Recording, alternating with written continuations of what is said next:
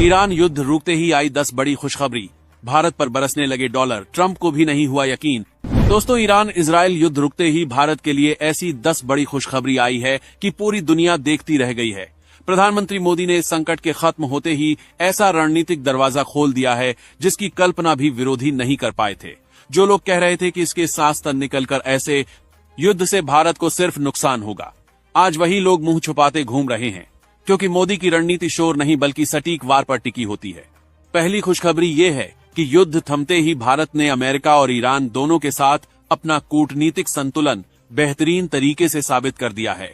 America जो कड़े प्रतिबंधों की धमकी देता रहता था, अब समझ गया है कि भारत अपने चाबहार पोर्ट और अपने राष्ट्रीय हितों पर कोई समझौता नहीं करेगा। ये मोदी की कूटनीति की खुली जीत है, बिना झुके और बिना डरे। दूसरी खुशखबरी ये है कि युद्ध रुकने के बाद भारत का ईरान के चाबहार पोर्ट पर 10 साल का समझौता अब पूरी रफ्तार से आगे बढ़ने वाला है। जो चीन पाकिस्तान के ग्वादर पोर्ट के सहारे अपनी पकड़ मजबूत करने का सपना देख रहा था, उसे भारत की इस चाल ने पूरी तरह पछाड़ दिया है। युद्ध की राख में भी भारत ने अपना रास्ता निकाल लिया है। तीसरी खुशखबरी ये है कि लाल सागर और स्वेज नहर के संकट के बीच भारत के पास अब international north south transport corridor पूरी तरह सक्रिय होने जा रहा है। ईरान के रास्ते रूस और यूरोप तक पहुंचने वाला यह मार्ग अब युद्ध की समाप्ति के बाद भारत के लिए सबसे बड़ा रणनीतिक हथियार बन चुका है। दुनिया अब समझ रही है कि असली ताकत सप्लाई चेन में छुपी होती है। चौथी खुशखबरी डॉलर के दबदबे को लेकर है। युद्ध खत्म होते ही भारत ने साफ कर दिया है कि उसकी ऊर्जा जरूरतें और व्यापारिक हित किसी अमेरिकी दबाव में नहीं झुकेंगे। जरूरत पड़ने पर रुपये और रियाल में सीधा व्यापार करने का रास्ता भारत के पास हमेशा खुला रहेगा। वक्त ने खुद दिखा दिया है कि दबाव झुकाने वाले खुद झुक जाते हैं। पांचवी खुशखबरी ऊर्जा सुरक्षा से जुड़ी है। ईरान के पास तेल का विशाल भंडार मौजूद है और भारत के पास जामनगर की रिलायंस जैसी दुनिया की सबसे बड़ी रिफाइनरी मौजूद है। युद्ध थमते ही जैसे ही हालात सामान्य होंगे, भारत सिर्फ खरीदार नहीं बल्कि दुनिया की सबसे बड़ी प्रोसेसिंग पावर बनकर सामने आएगा। यही असली आत्मनिर्भर भारत की तस्वीर है। छठी खुशखबरी पाकिस्तान की उड़ी हुई नींद है।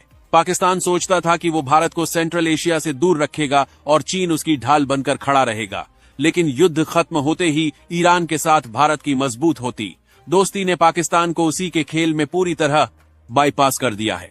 सातवीं खुशखबरी विदेशी हथियारों और चीनी सिस्टम की खुली पोल है। इस युद्ध ने दिखा दिया है कि उधार के हथियारों और प्रॉक्सी ताकत के सहारे लड़ना कितना खतरनाक साबित होता है। चीनी सिस्टम इस तनाव के दौरान कहीं भी असरदार नहीं दिखे। आठवीं खुशखबरी चीन की रहस्यमय खामोशी से जुड़ी है।